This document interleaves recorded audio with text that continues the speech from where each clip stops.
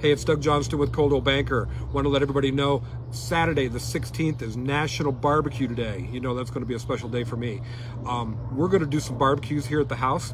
We're going to do 3 different barbecues. We're going to do a Weber barbecue, we're going to do a pellet smoker barbecue, and we're going to do a barrel barbecue.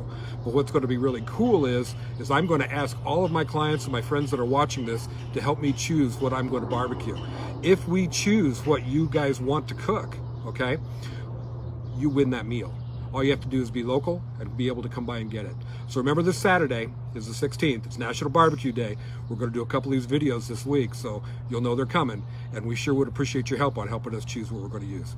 Thanks for watching. Talk to you soon.